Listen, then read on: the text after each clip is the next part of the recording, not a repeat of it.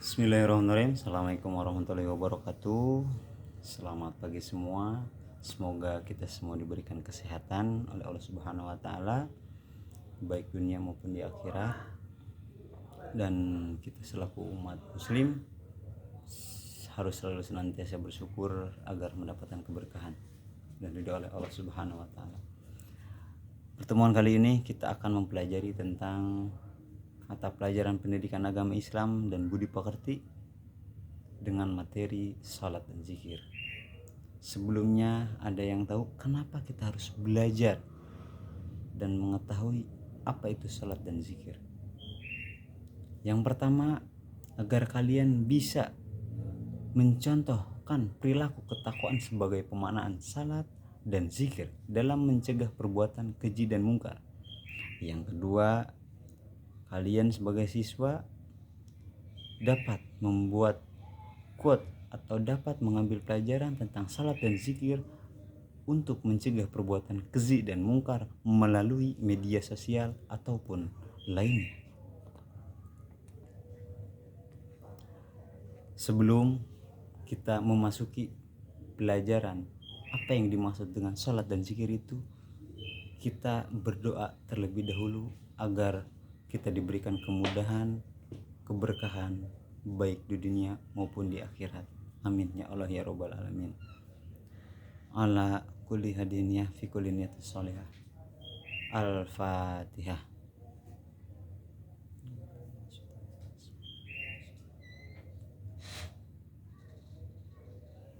Amin. Oke, kita lanjut. Materi kita tentang sholat dan zikir.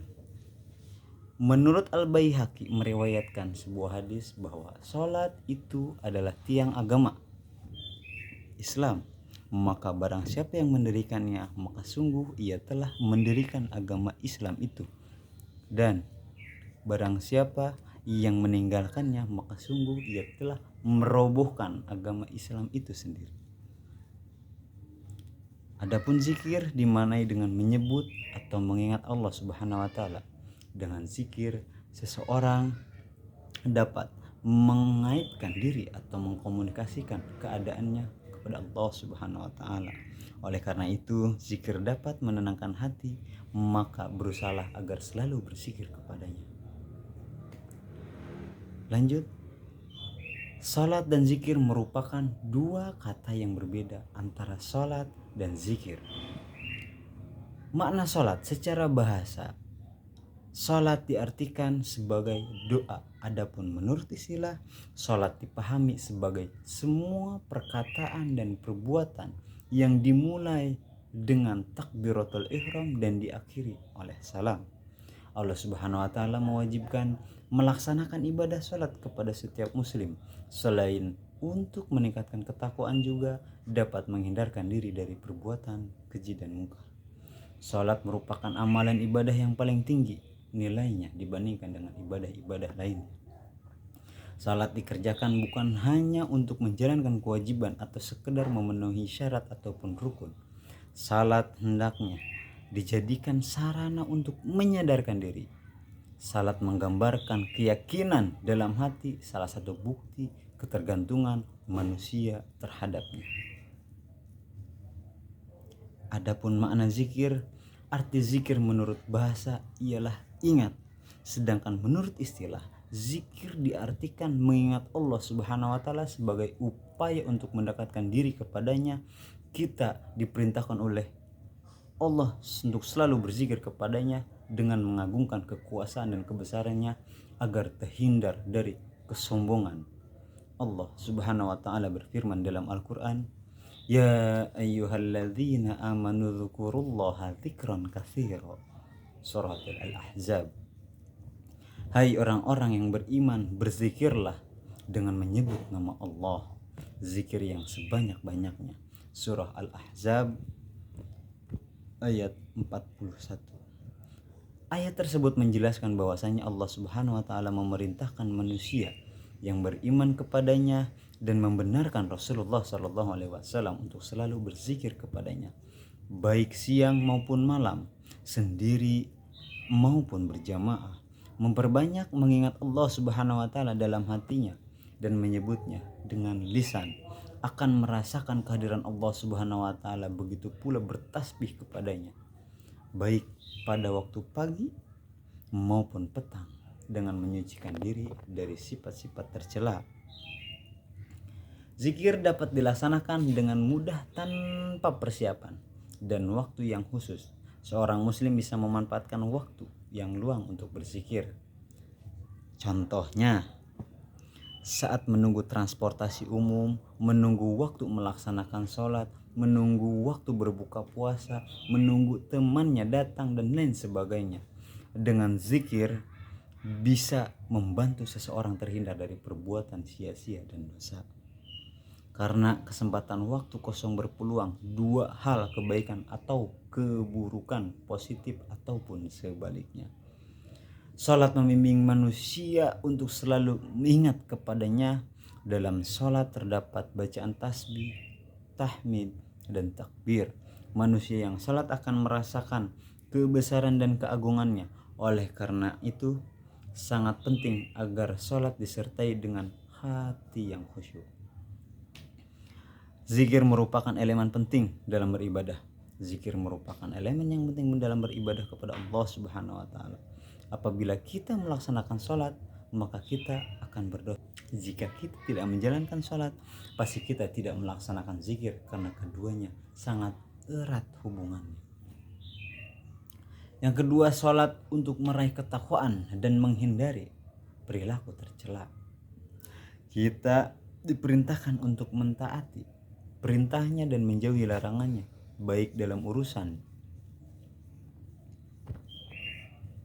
pribadi, keluarga, masyarakat, maupun negara. Seorang muslim yang bertakwa akan senantiasa menjaga diri dari hal-hal yang dilarang, bahkan dari perbuatan yang kurang pantas. Ia sadar bahwa takwa itu bukan sekedar slogan, akan tetapi disiplin untuk menjaga dirinya dari siksa hari kiamat dengan melaksanakan perintahnya dan menjauhi larangannya. Yang ketiga, hikmah melaksanakan sholat dan zikir. Salat merupakan rukun Islam setelah 2 kalimat syahadah. Salat merupakan salah satu cara untuk mensyukuri nikmatnya yang tidak terhingga kepada mereka. Adapun hikmah melaksanakan salat dan zikir sebagai berikut. Yang pertama, tertanamnya akidah tauhid dalam jiwa seseorang. Yang kedua, hubungan antara manusia dengannya akan terjalin baik. Yang ketiga, kedamaian, keamanan, dan keselamatan dari Allah Subhanahu wa taala akan diperoleh olehnya, serta mengantarkan mereka pada kesuksesan dan pengampunan segala kesalahan.